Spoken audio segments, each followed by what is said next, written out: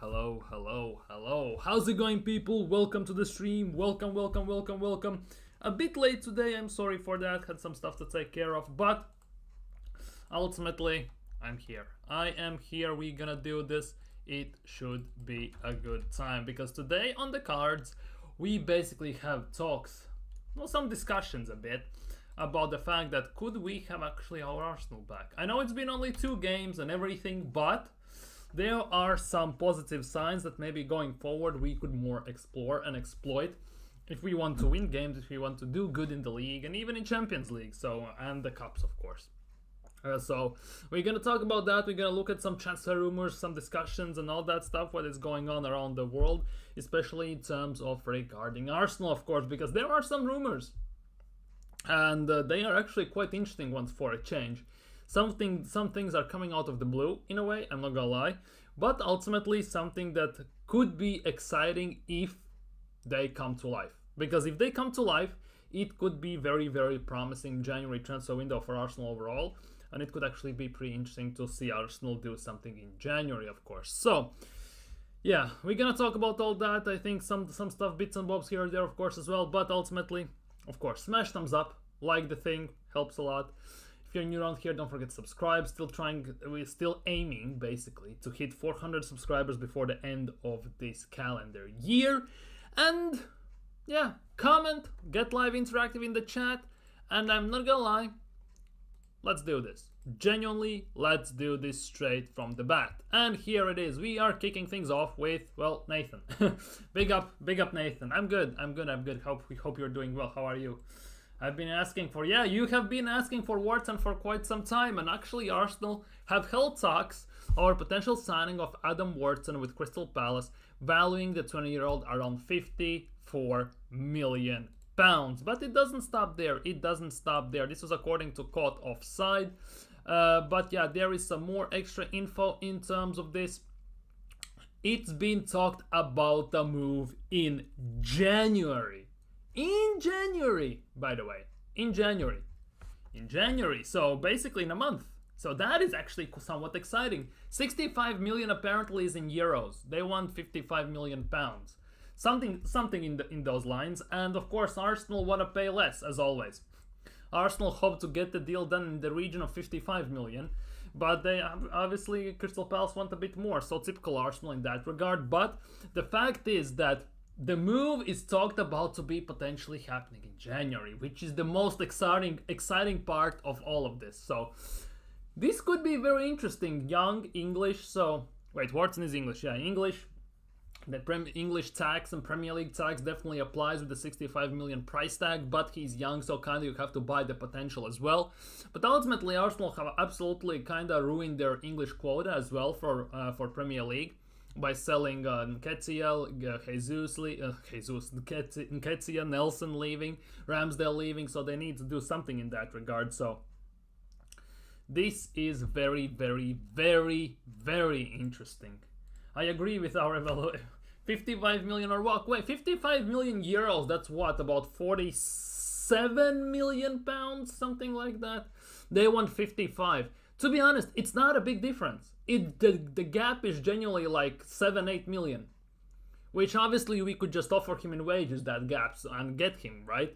But ultimately, I don't think that's a bad thing. Just 7-8 million, that is not much. And to be honest, every single transfer window we kind of complain, we scrutinize and judge Arsenal about the fact that every single transfer they are doing, they're haggling over 2-3 million. Because we did that with Šeško, we did that with Kiwior, 5 million, we did that with Merino, 5-6 million. We always haggle over some small amounts of money that ultimately we cave and pay. So I think in general Arsenal just should go for it. My question is, will he be a 6 or an 8? For me, the big thing is, if Arsenal signed him as a 6, it could actually be very bad, because that kind of would hinder Declan Rice. But if he signed him as an 8, that means that Mikel Arteta's love child of Mikel Merino gets a bit of in a sticky situation in that regard, because he's a new signing. Wharton comes in, also a new signing. So that could actually be pretty damn interesting how that would rotate, because for me, if we can play Rice as a 6, right, and we have, for example, Merino, Wharton, who can also play a 6 but predominantly are 8s, I wouldn't be against that. I'm not gonna lie, I wouldn't be against that. Playing double pivots maybe at times and everything, I don't think that would be the worst thing the way we are playing. But overall, it's a very big question. Would he be coming in as a 6 or as an 8? Because if we kind of are signing as a 6, that means Arsenal are partially kind of making the amends of Jorginho leaving, obviously, and maybe Thomas Partey not re-signing. If we're signing him as a left 8 in this instance, that means that Partey might be staying or leaving, well, that depends still. That means that Declan Rice, more likely than not, is gonna move to a 6, and the number 8 spot will be held by Merino and Wharton, both of them. And obviously, if Declan Rice needs to be rotated or something like that, we will obviously put one, most likely Merino or someone in the 6 as well. So this is a very interesting one. Very, very interesting one. Problem with Wharton as an 8 is he mainly plays on the left side, Odegaard zones. Odegaard plays on the right though, doesn't he? Like, wait, hold on. He mainly plays on the left side. Odegaard plays on the right side with Saka and Timber or White. Wait, I'm confused now. What? What? But we need warts and vertical passes on the counter, and he says, yeah. I get it. He plays predominantly on the right, exactly. And the thing is, Arteta wants a left-footed player on the left side. He doesn't want. But again, we have 2 left-footers already in the team. If we play Merino as an 8, we have Merino, who is a left-footed player, and obviously we have also Odegaard, who is a left-footed player. So, in a way, these obsessions with the right-footed players on the predominant side is a bit of a weird one, I'm not gonna lie, but I guess we have to stick with it if Arteta sees it that way, because the one place where he doesn't stick with it, though, is the attack, because we have left-footed player on the right and right-footed player on the left, which is a bit confusing, but I guess it is what it is at the end of the day.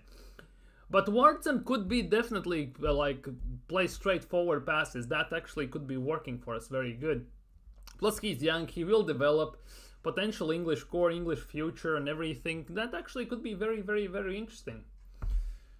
Wharton is left-footed. I generally didn't know. I thought he was right-footed all this time. If he's left-footed and as a left 8, I think he actually would be doing fine. I think Arteta definitely would find a way to play him properly on that left side, and it actually would work like a charm. So in that instance, it actually wouldn't be that big of an issue.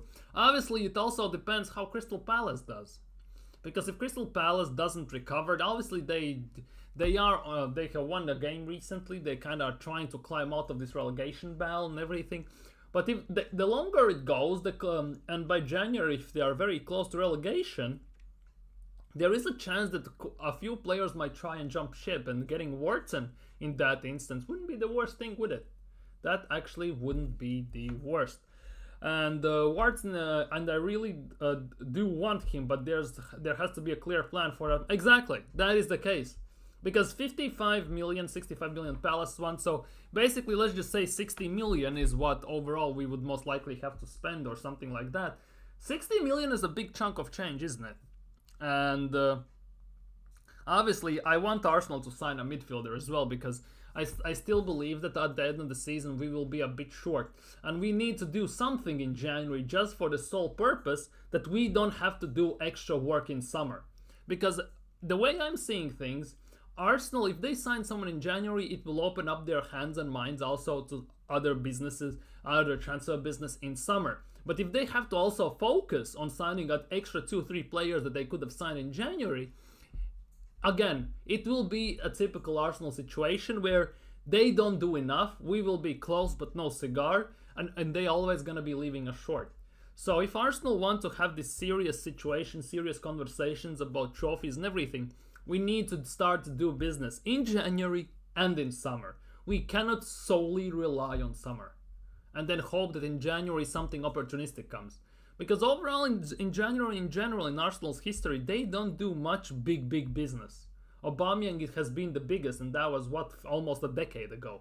So it is a bit of a yikes one, isn't it? It is a bit of a rough one. Yes, you can find some gems. Yes, you can kind of hit the mark like we did with Trossard. But ultimately, again, it was a plan B. It wasn't even a plan A signing because we first wanted Mudryk. So it is an interesting one how Arsenal are doing this January thing. Because if Arsenal wanted to be serious, they should be spending in both windows. That for me is the big thing. Wharton and Rice have good relationship, plus he will be staying in London. Yeah, true. Genuinely true. He's moving from one London club to another London club, so not too far away. Let's just put it that way. So that actually could be quite favorable conditions in that regard. It just depends how Arteta, if we sign him, envisions him in the team. Because it is a weird one at the moment. It genuinely is a weird one. If we sign him in January, obviously he will play some games in Premier League for Arsenal on somewhat level.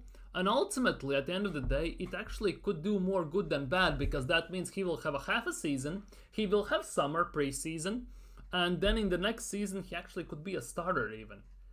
Because we signed Merino for 30 something million, and if we sign Wharton for 60, there is no chance in hell that Arteta would start Merino over Wharton. Because if you play 2 times more for a certain player, that actually doesn't make any sense. Obviously. It doesn't make any sense, especially how Wharton is playing for Palace, that he's one of their best players and he has stepped up in recent times.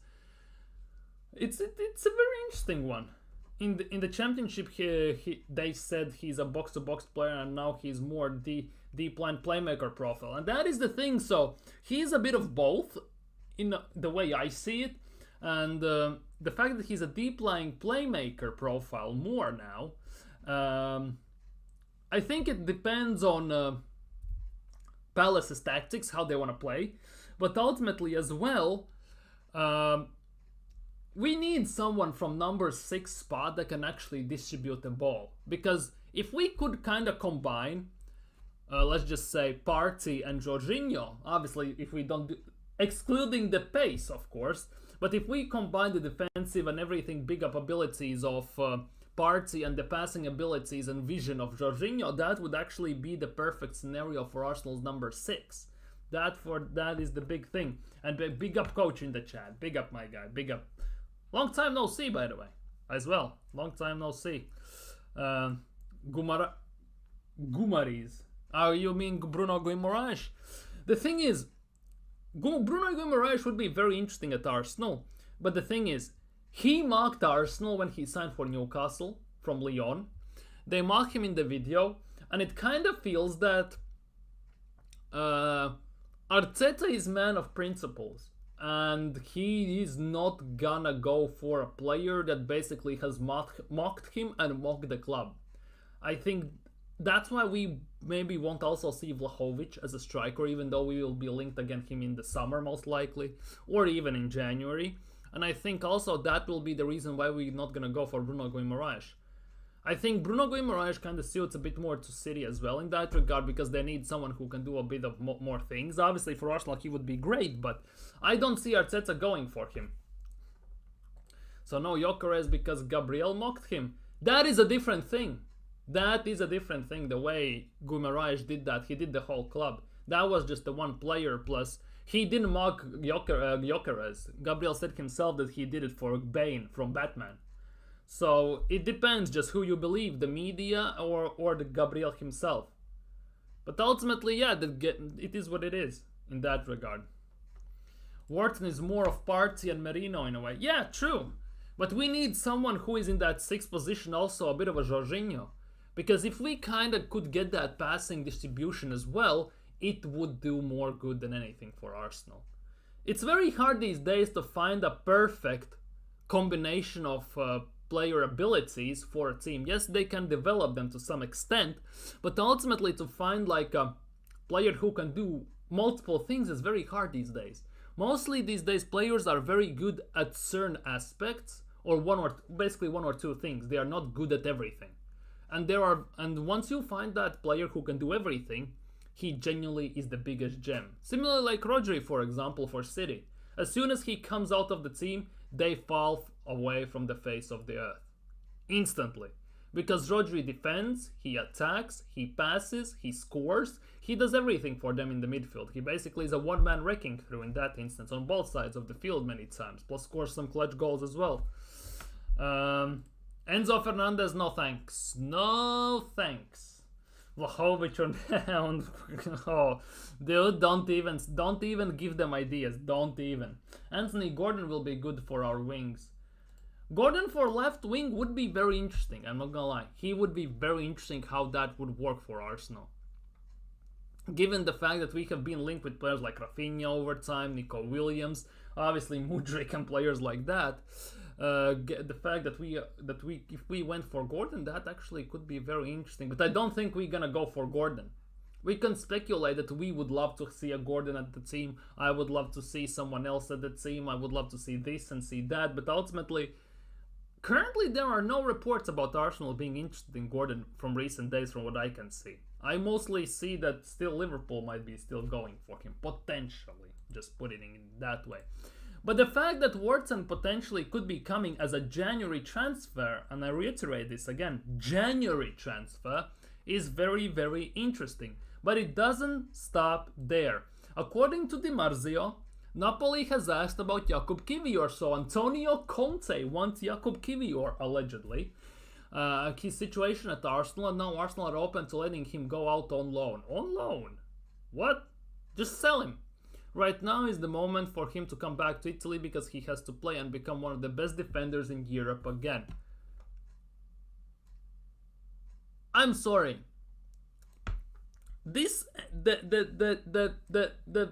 What? One of the best defenders in Europe again. When was he one of the best defenders in the Europe? What the hell is this I'm reading? One of the best defenders in Europe again. Was there a time when Jakub Kiwior from Spezia was one of the best defenders in Europe? What the hell is this? Like, seriously, what the hell am I reading right now? But overall, the fact that obviously there were numerous talks also in summer that Jakub Kiwior might be moving to Italy, that nothing came to life, and now again the January window is coming up, and again he's being talked about moving away. And to be honest, for me personally, I must admit, he is just not the level we desire at this club, and he's just not good enough. Yes, he can play against Preston or Bolton, or maybe he could do good against teams like, name a bad team in Premier League, Leicester or Southampton. But ultimately, when push comes to shove, he's not good enough to be a backup. Not even a third choice backup. Let's be real with ourselves.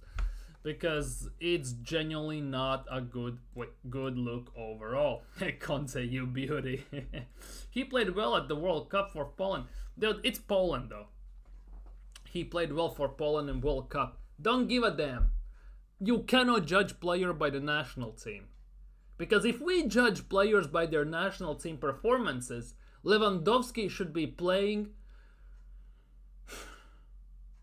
I don't even know. Lewandowski should be playing at Cadiz or Crystal Palace, not Barcelona or Bayern Munich at the time. But since he's a brilliant striker in a big team, he has scored an insane amount of goals and stuff like that.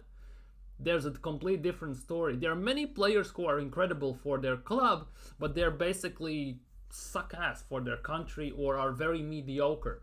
But that happens to some nations when their best players retire, or they have one big star and the rest of the players are, well, let's just say average in this regard. Kiwior had a decent Euros, I'm not denying that. But to put out a statement that he has been one of the best defenders in Europe, that is a big ass claim to put out there. And actually to take it seriously, it's a bit of a struggle for myself as I'm reading this. Because I'm not gonna lie, I want him gone from the club. I'm gonna be honest with you. He's just not the level, not good enough. Plus he's, I think, on 90 grand a week, isn't he? Isn't Jakub Kiwior on 90 bags a week as well? I think Jakub Kiwior was on 90 bags a week as well, you know. Where is it? Arsenal. Come on. Let's see. Arsenal and Jakub Kiwior. How much is he getting? I know it's not fitting players' names, but you will see a yellow line. That is Jakub Kiwior. Jakub Kiwior, oh no, he's on 60 grand a week nearly. Never mind, Trossard was on 90, my bad.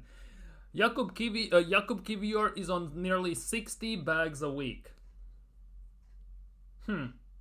60 grand a week. This is hella insane. 60 grand a week. 60 grand a week. Wait. I want to see this. How much was he earning at Spezia? He's earning 3 million a year. At Spezia, he was earning 2 grand a week. That is an insane jump. I know it's Spezia and all, but from 2 grand a week to 58 grand a week, that's genuinely 29 times of increase in salary. That is genuinely wild if you come to think of it. That is actually kind of nuts, I'm not gonna lie. From 2 grand to 58 grand. Holy crap. Well, I'm not gonna be honest with you. The problem is he's a center back trying to break the Saliba Gabriel. But that is the case. And you can say that argument for many players. Ranieri is a player who technically plays in Odegaard's and Saka's position predominantly. Yes, people are saying maybe we should try him out as an 8. I'm still unconvinced by it because he's not ready in my opinion. But he also, it feels like it will be very hard for him to break into the team. Especially if we sign Arda Güler or Brahim Diaz on someone else's number 10 on loan. Again, how does he, now then he has to be 2 players now to get in there. We have some positions where basically those are a lock, and unless the player gets injured or gets a red card or gets sold, no chance in hell you are getting in instead of him, unless it's a mediocre team in a cup game or something like that. That's how high we have standards raised in certain aspects of this club, generally, because, for example, our center backs irreplaceable, number 10 irreplaceable, right wing in irreplaceable. Rest of the positions you could argue are replaceable. Recently, Timber as a right back, phenomenal performances. Also feels like irreplaceable, especially with Ben White being out. It's kind of wild if you come to think of it. Genuinely, it's kind of wild to that extent. In other news, Europa League games are happening. Conference League. Lyon won 4-1. Eintracht winning 1. United are losing 2-1 to Bodo freaking Glimt. Garnacho scored in the first minute, and then Bodo Glimt scored 2 goals in 19th and 23rd minute. Man United are losing to Bodo goddamn Glimt. 2-1. Holy, and it's at Old Trafford, by the way. Don't forget that even. Spurs versus Roma 1-1. Spurs, Heung-min Son scored a penalty in the 5th minute. Dika scored in the 20th. El Sharawi scored, but it was disallowed as well. Sociedad Ajax 0-0. What's happening in Conference League? Chelsea 1-2 against Heidenheim and got a red card. Casadei got a red card. Real Betis already 1-0 up. Rest of the teams, nobody cares on top of that. But that is kind of, well, we've been speaking a lot about specialists. I'm not sure what... That's the thing. We have been speaking a lot about specialists. That's the thing. Are there any proper specialists at 6s? To be honest, they come around once every what feels like 10 years. Obviously, football has changed from, let's just say, early 2000s, late 1990s, and even before that. At that time, you had multiple ones, like Gattuso, arguably Nigel de Jong. You had, obviously, Patrick Vieira, Roy Keane, and players like that. In recent times, genuinely what it feels like, you had Busquets, Rodri now, both Spanish by the way. And for out and out number 6s in specialists, it is like 50-50. Like, it's very hard to imagine at the moment like an out and out number 6 who everyone would desire to have at their club. Like, speaking of this right now as well. Thomas Partey is bossing it right now. He's in great form. 2 drawbacks, his injuries and his age with... his pace. Because to have that number 6 proper one, you need... Conte was a great number 6, by the way. in a double pivot. But you have to kind of stress that out because he's too short to play single pivot. But yeah, exactly. United losing 2-1 to Bodo Glimt, that is wild. If there's no specialists, I say we buy Wharton in January and Ederson in summer, or even Timba. To be honest, Ederson is being linked today with United, Liverpool, and someone else, another Premier League team. And it's been rumored that Atalanta would want about 70 million for him. So it is quite steep, to say the least. Quinten Timber, Jurrien Timber's brother, it's a different one. Feyenoord did this against Man City was a nuts game, I'm not gonna lie. He even gave away a penalty, Quinten Timber, didn't he? So it's a very weird one. I'm not sure at this stage. I think what Arteta is looking for at the moment, the way I understand, is a 6 and an 8 who kind of can interchange between themselves, and ultimately, basically, if one gets injured, one can replace the other. And he can basically manipulate the starting 11 in a way that whenever he needs a bit of a muscle man in the midfield, he can play one number 6. If he needs a ball distributing, press resistant number 6, he plays a different number 6 and stuff like that. There are lots of talks going around about this, that Arteta wants 6s that can play as an 8 and 8s that can play as 6s, so he can adjust the formation and adjust the tactics and the starting 11 based on the team that he is playing against, in terms of how they play, either it's high press or sitting back, whether he can pick a pass, whether he is press resistant, whether he can make hard tackles, whether he's just gonna sit in front of the box and disrupt the play. So it's a weird one at the moment, given that we are talking about this, but I get it. I like Morgan Rogers and Semenyo than Bicesco. Morgan Rogers actually is pretty decent, but I think he needs a bit more time. On top of that as well, Unai Emery makes quite a bit of players look good. He genuinely is a master of that. He's a master of coaching the players very, very well, and you need to forget that.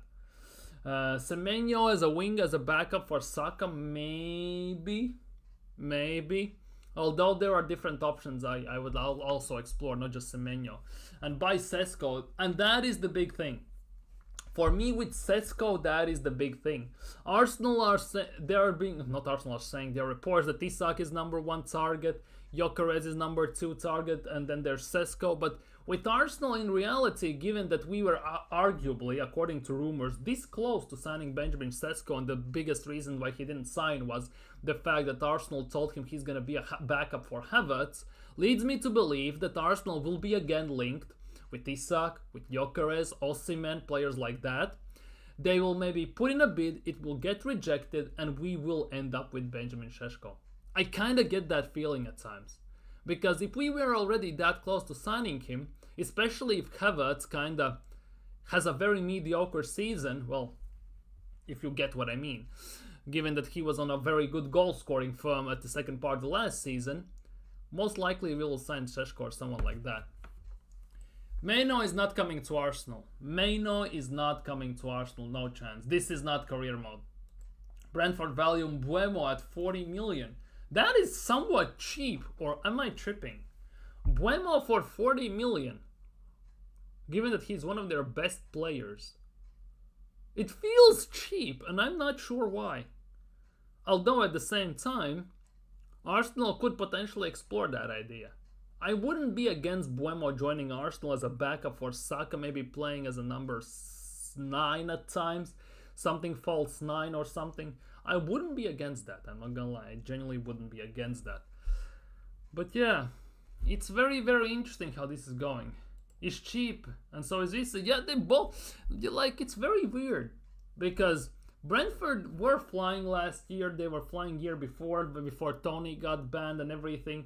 Without Tony, Mbeumo, Visa stepped up, and they still feel that even though they are some of their best players, if not the best players they have, they're kind of giving them away for peanuts. Because if you look at the players many teams are getting rid of, their best players from the mid-table, lower-end teams, they give them away from 70 million, 60 million, even 50 million. But 40 million kind of seems a bit low, doesn't it? Genuinely seems a bit low. Mbeumo has been pushing for a move. The question is, obviously, there's a big he will, if he leaves, he will get a step up from Brentford. I would generally believe if he leaves Brentford, he will go to a team that plays Europa League or Champions League football. The question is which team it will be, and even if it's gonna be in England, by the way, in Premier League, that is also a big question at the end of the day. Now, speaking of other transfers, this will be a weird one. This will be a weird one. Manchester United have a short list of 3 left backs they are targeting. I know this is an Arsenal channel, but we are talking about transfers. United want Ben Chilwell, Ryan Nouri, or Alvaro Carreras. For me personally, if United sign Nouri with that 3 at the back they play under Amorim, it actually could be a very good signing for them. It could be very dangerous in that regard. And this is the big one. This is according to Fikayas, and this is a bit of a take with a pinch of salt type of situation. But Man City boss Pep Guardiola has identified 3 transfer targets for January. Yes, you heard me right and you're reading it right. For January. And it is Zubidu Zamimendi, Maximiliano Araujo, and hold on to your pants, Florian Wirtz.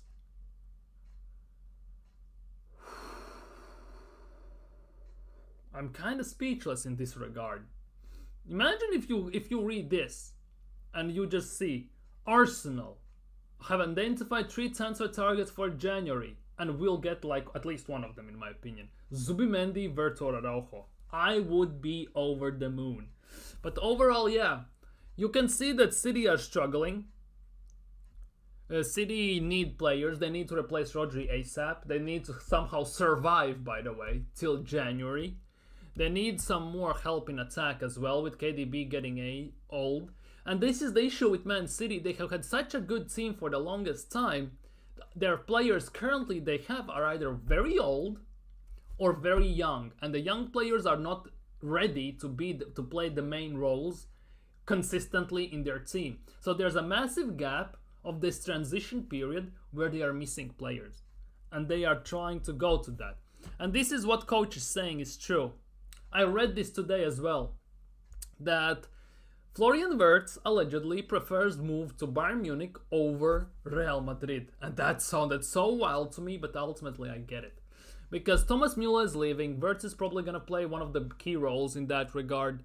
He's going to be one of the leaders of the team. In Real Madrid, it is a hit and miss. It genuinely would be hit and miss.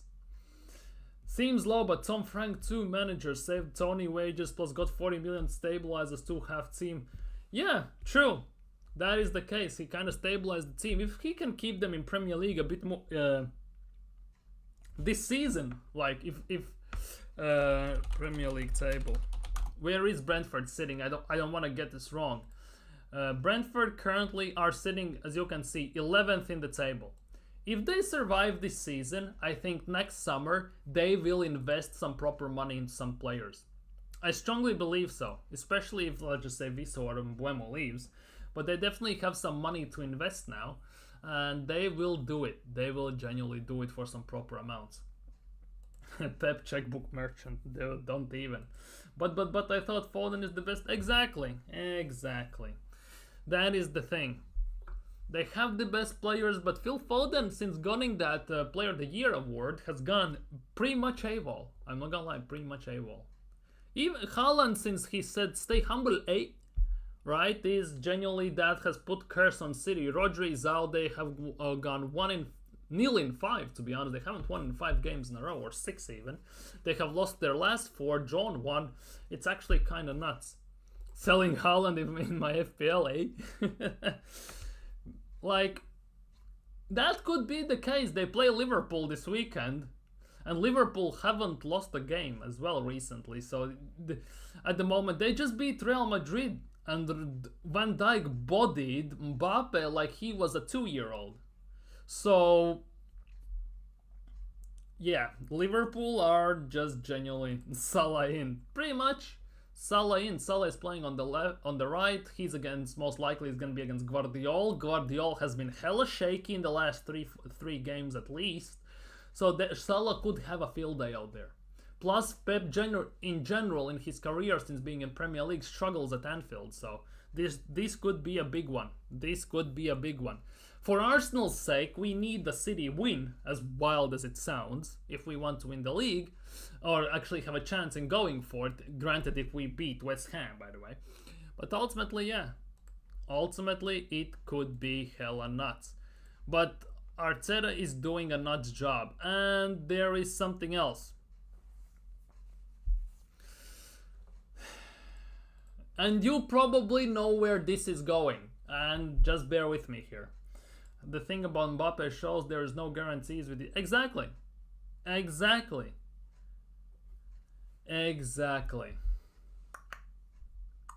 Mbappe kind of... I don't want to say this, but Mbappe low-key a bit has ruined Real Madrid. The fluidity, the motion, the movement in the attack has been ruined by Kylian Mbappe.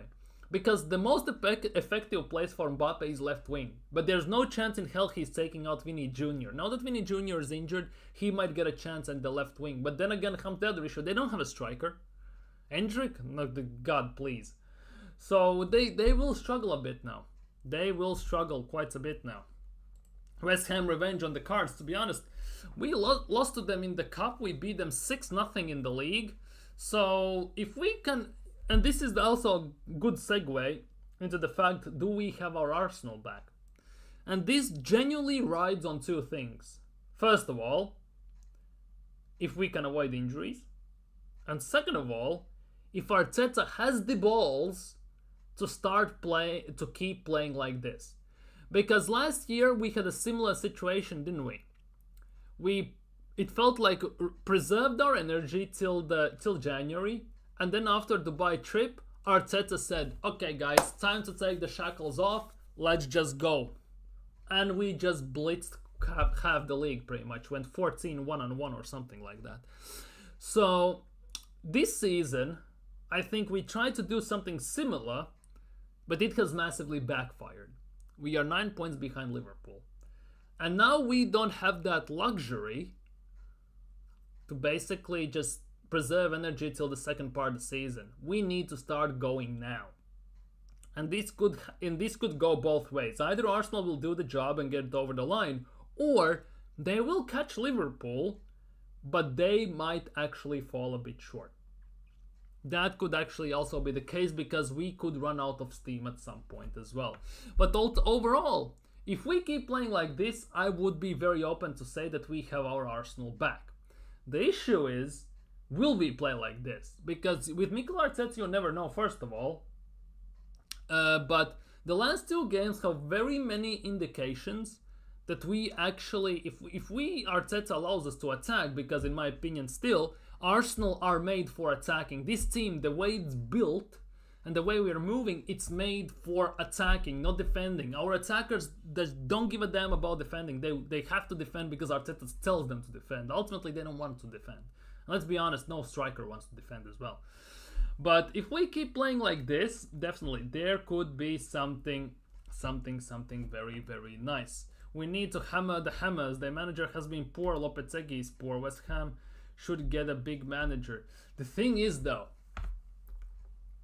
West Ham, right? They just what the West Ham just... didn't they just beat Newcastle or something like that?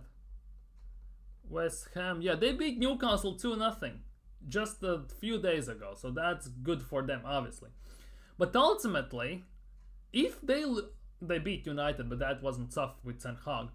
But if Arsenal beat West Ham, and quite embarrassingly like they did last year, there is a possibility that they will sack the manager. There is a possibility because they're already for a month or so there are talks that West Ham are exploring Terzic, they are exploring other managers potentially and everything. So there could be something on the cards. I think they have prepared already offers. They already are scouting managers, and I think they have like two main guys on the list. And I think maybe one of them has already accepted the job once he gets sacked. I also get that feeling that they already prepared for this situation. They're just waiting for the right result in a way to actually turn this around, because West Ham actually doesn't have a bad team. That is the big thing. West Ham over the years have spent big, let's be real with ourselves, and they, besides the season they won the Conference League and David Moyes finished in top 6, they are underperforming almost every single season. That's how I see West Ham. They're underachievers on a very big scale. And despite how they're doing in the league, they also don't take cup seriously. This is very, very weird. Because West Ham need, like, just say, I think, like 1 or 2 proper signings, like defensively especially, and they actually could be quite dangerous to quite a few teams. Will we? That's a different question. For me, the big thing about we can still win the league statement is the fact where we stand before January transfer window opens. So in 9 games. Well, 6 games in Premier League. Because if we are still by January 9 points behind, it will be tough. Obviously, we still have to go to Anfield, but it's not the best places to go, especially in the game week 36. But it is what it is. But ultimately, it depends where we are sitting by January. Because in January transfer window, we will get a chance to sign players and to sell some players, basically, to improve the squad, to improve certain aspects of the team, of the tactics, to get maybe extra boost to get us over the line. So if Arsenal basically, before January transfer windows opens on December 31st, are sitting, for example, third still, let's just put it that way, third still, but only 4 or 5 points behind Liverpool, we are in a very good position. However, if Arsenal drop points, and Liverpool don't, for example, even if they do, but Arsenal drop them as well, and by January transfer window we are 9 or even more points behind, it will be hella ropey. Hella ropey, to say the least. Obviously, it all depends also on Liverpool's injuries, because they are very vulnerable to injuries in certain places. I still haven't seen many reports on Konate, because he has a knock, so how serious, I don't know. Trent obviously is missing. They're missing quite a few big players as well, so it will be very interesting to see once they come back who maybe gets injured, maybe someone gets sold in January or something like that. There are too many variables still to kind of say we are out of it, although I still believe that if Arsenal lose points, start dropping points once again, like they did in the first part of the season, we are out of it. But one thing I desperately need for Arsenal is to refresh the attack. Just like Nathan is saying. We need to refresh the attack in January or we win nothing. That's how I'm feeling about Arsenal currently. Because we have had the same attacking lineup for 1 season, and if you take out Havertz, for 2.5, 3 seasons. For 3 seasons we have the same attacking line if you take out Havertz out of there. So that just cannot fly. You need fresh blood, you need fresh dimension, you need fresh players, just not just maybe for the sake of having the players, not just for the sake of having a different dimension, but just to have that extra excitement, that extra moral boost for the players themselves. Because let's be real, it's very boring to sit in the same room for 3 days straight and look at the same walls. But you go out, you go to job, work, you go to school, you go to the gym, you see the world. And that is that new signing you bring in, for example, in January. You need that extra lift, emotionally especially, to have that extra hop in the legs, basically, to try and get it over the line, in my opinion. Well, you did, but nobody expected 5-1 though. All I heard in my chat was, I said 2-1 Arsenal win. By the way, Nathan was laughing at me for saying 2-1 Arsenal win. He was calling me a top gooner. Look who's laughing now, man. You dumbass. But yeah, someone predicted 2-1 Sporting.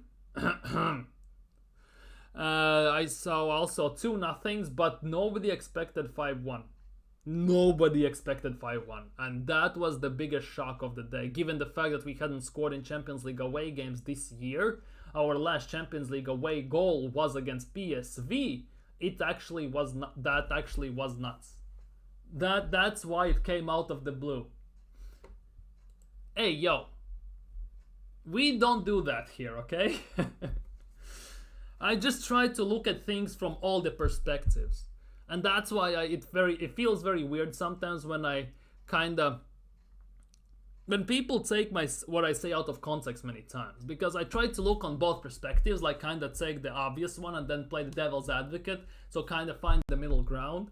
And if you kind of focus on one of the sides only, it depends. Either I'm very toxic and negative, or I'm a top gooner. One of the two. And that I have seen it in my comments as well on some streams. People don't take both and combine them. They just take either one or the other.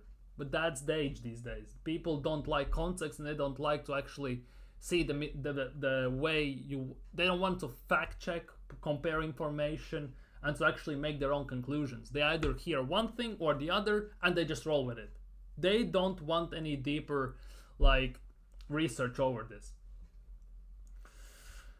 Kudus, Paqueta, Todibo, Wan-Bissaka, exactly, they have good players. They just are underachieving, in my opinion. They just need a proper manager. Well, to be honest, we need to beat Man United without shadow of a doubt. The question is, will be, because, wait. Yeah, no, it's 2-2. United have scored against Bodo Glimt. Højlund scored. Holy crap. He actually scored. 2-2. 2-2. Very interesting game, actually, at Old Trafford. It was 2-1 Bodo, 1-0 United, 2-1 Bodo Glimt. Now it's 2-2 at halftime. Spuds are winning. Johnson scored again. Interesting. Interesting games today, by the way, even in Europa League. But yeah, it's one or the other. Where was I? I'm kind of lost. Oh, no. I wouldn't mind getting Retegi, but as a secondary striker. For me personally, I would get Retegi as the secondary striker, and then sign like Isak or Osimhen or like a big guy, and Havertz, well, let him invade space at some point. Dude, these names like Odesaka and stuff like that need to go. Genuinely need to go. I'm sorry. Odegaard's your favorite player. Interesting. Very interesting. Ironically enough, Odegaard is not even in my top 3. Ironically enough. What did I did? What did I did? Who? Well, I guess yeah. It's actually kind of wild. Bodo Glimt 2-2. Huh. At home at Old Trafford. Wild. Anyhow. So those are your 3 favorite players. Martin Odegaard, Kylian Mbappe, and Jude Bellingham. Ironically, all 3 are Real Madrid players. Well, one is ex-Madrid, but you get the point. Interesting.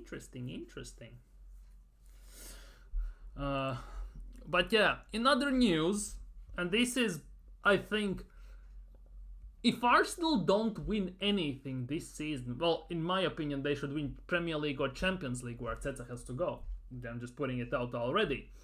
But my Real Madrid are readying Carlo Ancelotti replacement. Due to recent performances of Real Madrid, and let's be real, they have been hit with injuries very hard, with ACLs on Militao again.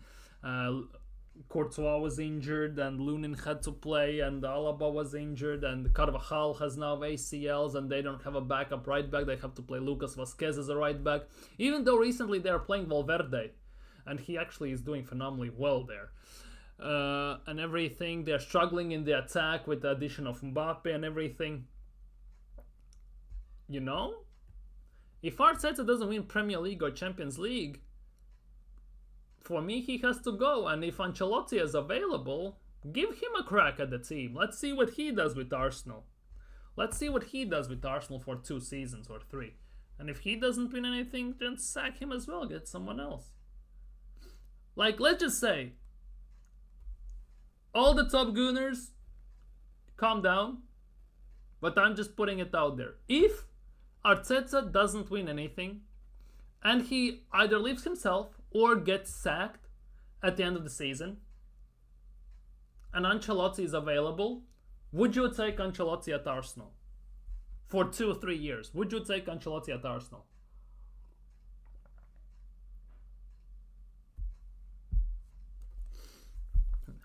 Would you take Ancelotti at Arsenal? We will win. We have team to win trophies. Just have faith we will cook. We already are cooking a bit, especially against Sporting. That statement win was genuinely desperately needed, especially on the big stage. The thing is, Arsenal, of all the teams that are going for the title, as much as City are struggling and they're in crisis at the moment, are the only team who doesn't have know-how how to do it. They generally have no idea because they have never done it. Every single time when the pressure has been on them quite heavy one, they bottle it. And that for me is a big issue at the moment. It happened in Europa League semi-finals against Villarreal, happened 2 years ago when we were 8 points clear, happened last year when we were chasing, happened 4 years ago when we had to finish 4th, but in the last 5 games we didn't get like 3 or out of 15 points just to get Champions League, and we finished 5th to Spurs. So whenever going has gotten tough, Arsenal have crumbled. So until they prove me wrong, it will be very long days. Let's just put it that way. It will be very long days. Zidane to Real Madrid.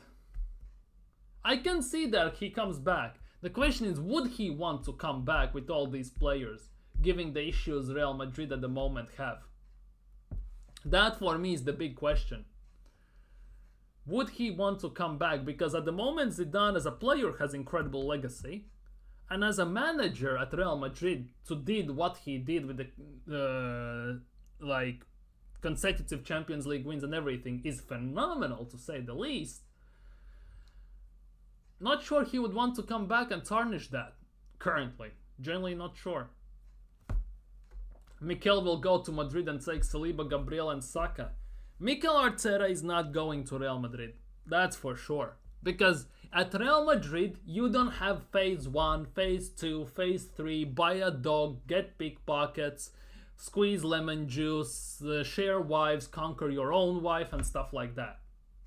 Let's be real. You either win or you get sacked. There's just one end of the spectrum or the other.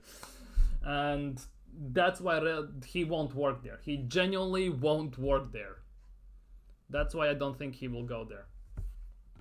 They don't even want him. Apparently they want, obviously, Xabi Alonso. He's still on the cards after this summer. You see, Nathan had to put Gasperini in there. He just had to put in Gasperini in there. But I get it. Gasperini or Don Carlo, the Italian mafia. One of them too. I wouldn't mind. For example, give Don Carlo 2 years, 3 years. Give him like 200-300 million, buy the players he wants. Let's see what he does, because let's be real. We have players. We just need the proper tactics and the proper manager to get it over the line. If it doesn't happen this year with Mikel Arteta, for me, ciao bella, basically. Yeah. Pep to Madrid. Pep Guardiola is not going to Madrid. He's a Barcelona person. He is definitely not going there. Gonna name the dog Golazzo, dude. They will have, I don't know, what else they could have there. Paellas and all that stuff. It would be kind of nuts, I'm not gonna lie. It would be insane. Just saying. We need Zidane. Zidane is not coming to Arsenal. I'm putting it out there right now. First of all, he doesn't want to coach in England. Apparently he's learning English, but that means nothing. But I don't think Arsenal would be the place for him to go. Only place I can see Zidane going, I don't even see him going if he doesn't want to. Because he even came in as the manager, had a great team. He did something phenomenal, to say the least. Anywhere he goes now, if he doesn't perform, he kind of puts a very big red exclamation mark as a bit of a fail in that regard. Because as a manager, you should be getting better, but if the thing he did with Real Madrid is kind of unrepeatable. So it's a weird situation with Zidane, in my opinion, for that. That's why, for example, I don't want Arsenal manager to be Thierry Henry, Patrick Vieira, Bergkamp, Ljungberg, well, that's gone already, and players like that. Because those guys have a phenomenal legacy at Arsenal. And if they come to be the manager at Arsenal and they basically fluff it, they choke, it tarnishes also their legacy as a player. And that's why I don't want it. I don't want Arsenal legend to become an Arsenal manager. I never want that. Never ever in a million years. You would take Thomas Frank at Arsenal.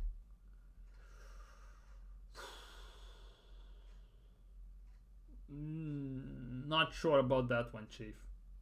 Just doesn't scream big club manager.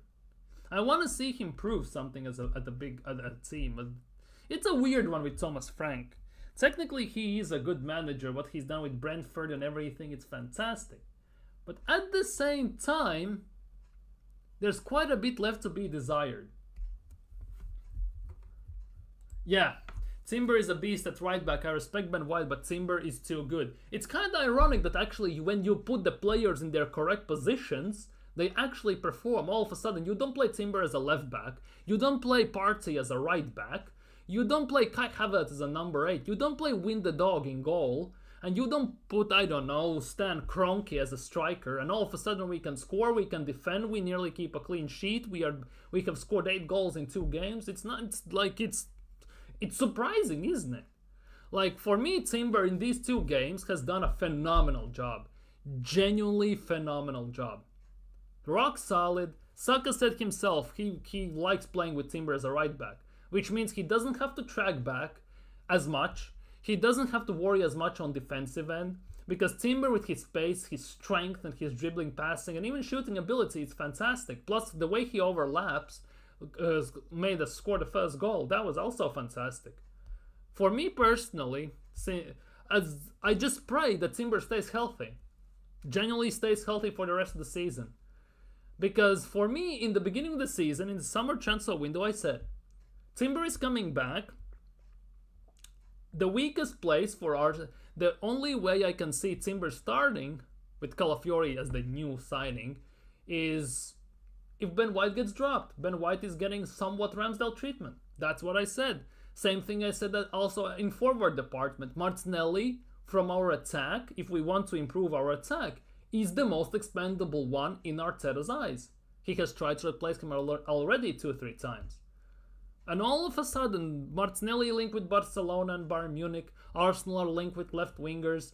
Arsenal, we are playing Ben White, Timber as a right back. Nobody has even mentioned Ben White since the surgery he had whatsoever. It's actually kind of insane in that regard. If Mota performs this season, he would be bottom of my list. What does that mean?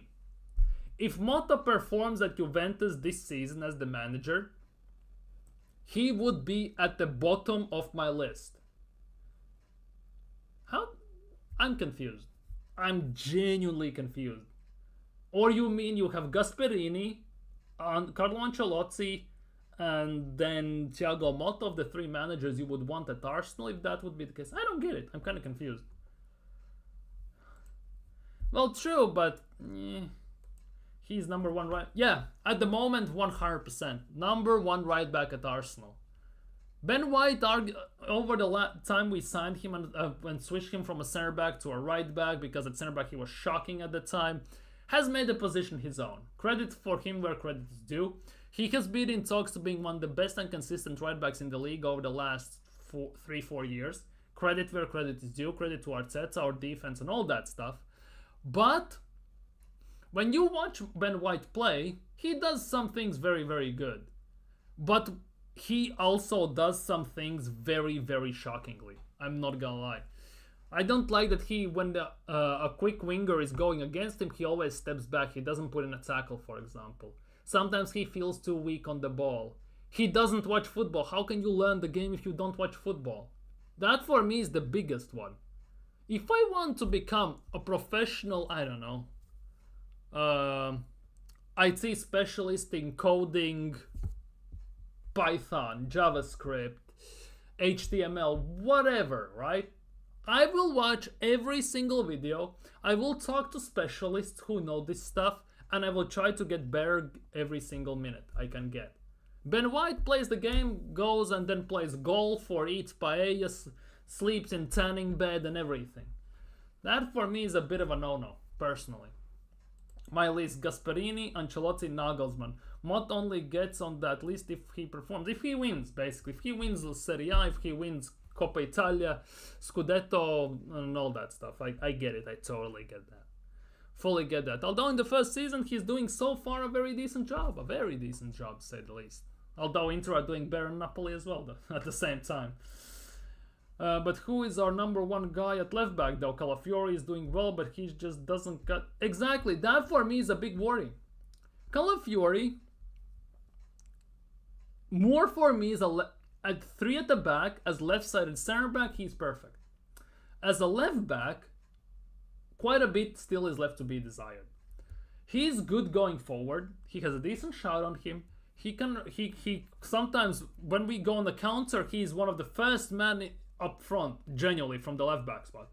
I'm not doubting that, and that's Arteta's tactics with inverting and all that crap, which I kind of hate quite a bit at the moment, but it is what it is. However, defensively, he gets cooked. Obviously, maybe he needs to adjust to the league. People say give him time or whatever, right? He had injuries and all that stuff. However, he's been cooked on multiple occasions. He feels weak on the ball. And in the duels as well. He got bodied by one of the against Shakhtar when he lost the ball. I forgot his name. He got cooked by Savio, obviously. He got outmuscled and outdone by Nacho when we conceded a goal. That goal is about 70% on Calafiori. And it didn't cost us now, but I have this weird suspicion that at some point, Calafiori's mistake, just one, at some point, will cost us points. And it more likely will be at a very crucial stage when we need points like war in the middle of Sahara Desert, pretty much. That for me is the biggest worry with Calafiori, because he will get cooked by pace and sometimes also by skillful attackers. But ultimately, there is a big issue with that. He doesn't fill me with confidence, let's just put it that way. I'm still on the edge of my seat when he's defending. That is for me the biggest thing. I don't think we can pull in Zaghi or Zidane, so yeah. Well, we could try it, but you know Arsenal, they're not gonna try it. And if it makes sense, Arsenal won't do it, so we are where we are. Yeah, don't pick on players, I'm toxic, I'm negative, I'm a fake fan, I need to F off down the lane to the toilet bowl stadium and all that stuff, I get it. What are we doing with Tierney? It looks like we're gonna sell him, because Arteta only wants to invert. He doesn't want overlapping left back who likes to defend, who has a decent cross on him. If we put 46 crosses against Inter, why we don't keep Tierney? Because he actually can put in a decent cross. If we want to defend and park the bus, why not keep Tierney? Because he can actually, out of all the left backs, defend. He's the best left back we have in that regard. If we want to invert, yeah, then Tierney a bit struggles. And Tierney is on 100,000 a week or something, 120 even maybe, if I'm not mistaken. And offloading him is a very big task. Celtic is not gonna pay that. Only way anyone pays that is either he moves to Saudi or one of the rich clubs in Premier League. That's about it. And the way we have at the moment, still 6 or 7 left backs in the team, technically, I think he's done. He's genuinely done. We gonna somehow get rid of him at some point. So, because Tierney can defend, he won't play. He was great. But that is the case. The Tierney, when we signed him, he was fantastic. The injuries were the only issue. Let's be real. And when he was playing, he was very, very good. And people were talking how big his legacy could be at Arsenal. We were talking about potential captaincy in the future and everything. But the injuries absolutely ruined him.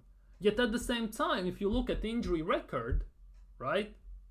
Zinchenko, Tomiyasu, Gabriel Jesus, Partey, almost all of them have been at least injured the same amount of time, if not more.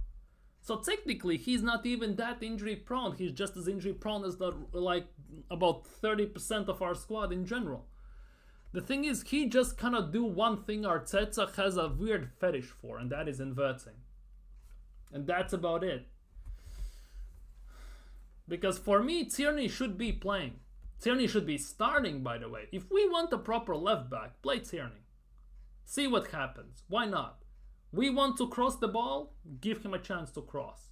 We need to defend, see out the game, give him the chance. Because at left back, you won't get someone better. But there is the issue. Since he gets injured on many occasions, he has no game time. He finally has recovered. It took him half a year to recover from the Euros injury he got with Scotland. And now what we gotta do with him? Sell in January? Loan out in January? Because I don't see him staying at the club in that regard. But he was good when he had to play defensive football. Now we play different. We have outgrown. I don't think so. I strongly don't believe so. We don't play defensive. I can't get my words out. Give me a sec. Need to have a drink. Tierney would be very good for Arsenal in attacking football. The way he overlaps, the way he can cross the ball and he does things, he was actually fantastic. Emery wasn't playing attacking defensive football, yet Tierney was amazing. The thing is, he cannot invert because his passing just doesn't cut it in the current Arsenal system, and that I think is the biggest reason why Arteta doesn't want him. That's how I see it. He rather signs a wannabe left back in Zinchenko, Paris Fashion Week defile model in Calafiori, the Polish exotic fruit in Kiwior, aka Kiwi, to play left back than anything. He has Miles Lewis Skelly. He even plays him instead of at times instead of other players. And on top of that, he sometimes pushes out Timber to play at left back. On top of all of things. And don't forget Tomiyasu. Route to Leicester. Wonder how that will go. That is very interesting. That will be very interesting to see how that happens. I know this is off topic, but we only have 2 good center backs, and Kiwior just not that good as starter to be center back. We need to buy CBs to give Gabriel and Saliba. Yeah, but that is the thing. Arteta said, we want players that can play in multiple positions. So if we look at our back line, technically, Timber can play right back, center back, left back. White can play right back, center back. Tomiyasu can play right back, left back, center back. Kiwior, left back, center back. Calafiori, left back, center back. So technically, we are all covered. The issue is half of them are injured all the time. The other thing is, we are where we are. Now imagine trying to pass out from the back, but you have Kieran Tierney who can't pass, you'll get caught on transition time. That's the thing. If we want to play Kieran Tierney, you can sub on Kieran Tierney to see out the game, for example. When we just are 2-1 up, it's an end like last 10 minutes, we are parking the bus against for some weird goddamn reason, basically. But you can sub him on. If we play 3 at the back, Tierney as a 5 at the back, sorry, or 3 at the back, depends how you look at it. Tierney as a left wing back, phenomenal. Because all he has to do is just bomb up and down the wing all the time. Cross the ball, defend, because that he would be perfect at that. But let's be real, Glasgow Celtic also doesn't play too defensive football, they also play attacking one. He was a fantastic there. Emery wasn't defending too much. Although he wasn't playing out from the back too much. He was doing a bit different type of football. And that worked for Tierney. So it just depends on the tactics. Because Emil Smith-Rowe was fantastic. Martinelli was phenomenal 2 years ago. Arteta changed tactics. He fell off the face of the earth. Obviously it's about 40% on Martinelli. But the rest of it is on Mikel Arteta. And it's all the time, ring around the rosy and all that stuff we do every single goddamn season by changing things, technically improving things, yet making things worse. Someone gets better and someone gets worse. And that's all the time we do. Oh, United are winning, by the way. Højlund scored again. Højlund has finally found his level. He has found his level. Whoopity-whoopity-doo. Bodo Glimt at home. Højlund has found his level. Yeah, you don't see it, sorry. United are winning 3-2. But yeah. Anyhow, guys, I think on that note, it's 15 past 11. I need to have a bit of a rest before the last day of work tomorrow. When we play against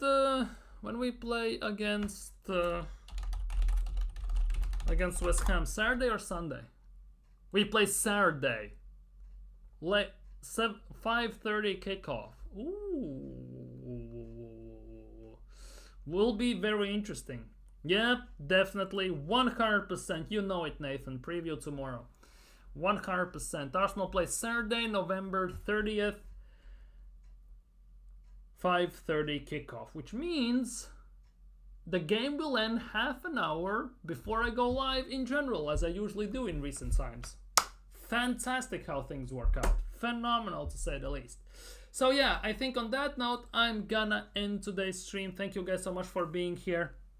Big up Marlon, big up Nathan, big up Coach, big up everyone who joined, who watched, who liked, who commented, subscribed, all that great stuff. If you still haven't, smash a like, subscribe, and have a blessed, very amazing evening. See you all tomorrow.